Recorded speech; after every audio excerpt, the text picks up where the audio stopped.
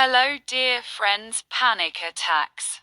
What makes this discussion more personal and valuable to me is that I myself struggled with this disorder at some point in my life, and from this experience, I learned profound lessons that not only helped me heal myself, but also helped me help my clients with greater understanding. My personal experience with panic. You might think that someone who is a psychologist and is always helping others should never have a mental disorder themselves.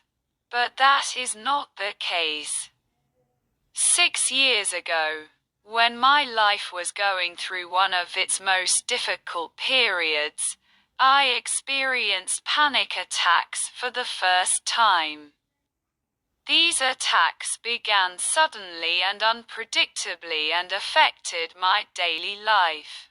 At that time, I had an intense and irrational fear of the sight of blood. This had developed after a failed surgical accident. Even the slightest contact with this would make my breathing difficult, my heart rate would raise, and I would feel like I was going to explode from the inside out. As a psychologist, I initially denied it. I would tell myself, I know these things are not normal and I can control myself. But the truth was, every time I had these attacks, I felt helpless. What is panic? Now, for those of you who are not familiar with this disorder, let me explain what panic is.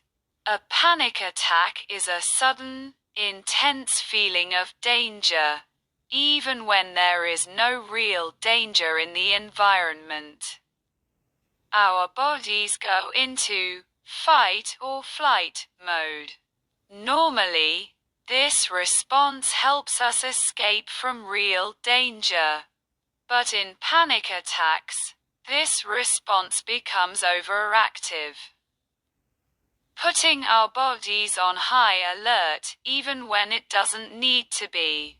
Symptoms of panic include things like a pounding heart, shortness of breath, sweating, feeling dizzy, and even thinking, I'm going to die. These feelings are usually short-lived, but their psychological impact can be very long-lasting. Causes of panic attacks. Panic attacks can have a variety of causes. Some of them include 1. Experiencing a traumatic event, such as an accident, a serious illness, or even witnessing a harrowing scene. 2. Chronic stress. When our bodies are under stress for a long time, they can suddenly react in an extreme way.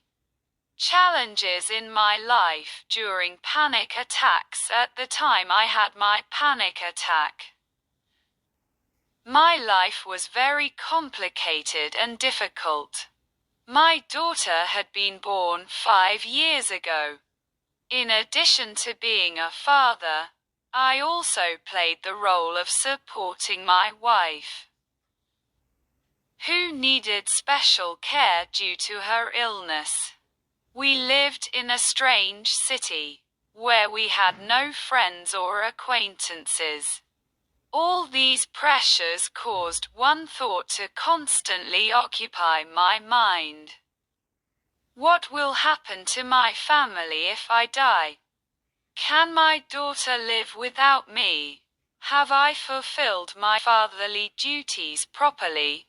These fears and worries, over time, manifested themselves in the form of panic attacks. It may be strange, but the roots of these fears went back to my childhood. As a child, I always felt that my parents did not understand me. And this made me worry as an adult whether I would repeat the same mistakes with my child. My healing through meaning, one of the most important questions I asked myself was, if I die, will the world really end? Could it be that my family would be better off without me? These questions helped me gain a new perspective on life. The answer I gave myself was, I can't control everything.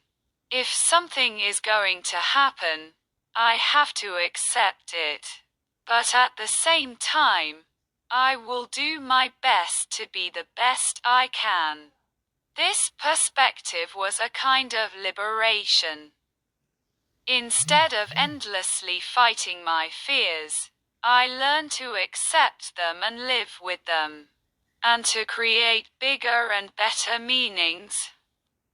My experience with clients, this personal experience, helped me to be more successful in my work with my clients. When clients come to me with panic attacks or intense fears, the first thing I do is confront them with the truth of their lives. For example, one of my clients was a mother who was extremely worried about her child's future. She had panic attacks because she always thought that if she couldn't be perfect, her child's life would be ruined. What I did for her was to show her that this thinking was unrealistic. No one is perfect, and no mother can provide everything for her child. This acceptance was the first step in her treatment. And finally, I showed her that the events of her childhood and her parents' divorce were the source of these pathological beliefs. Panic and the meaning of death. Death is the biggest unknown in our lives. And many of us don't know how to face it. But what I learned was that it is not death that causes the wrong meaning of death, but our wrong choice of meaning of death that causes it. Mental disorder is not a sign of weakness. Any human being, no matter how strong and intelligent, can become disturbed if put under excessive pressure. Dear friends, if you are also facing panic attacks or any other disorder, know that this is not the end of the road. The first step is acceptance.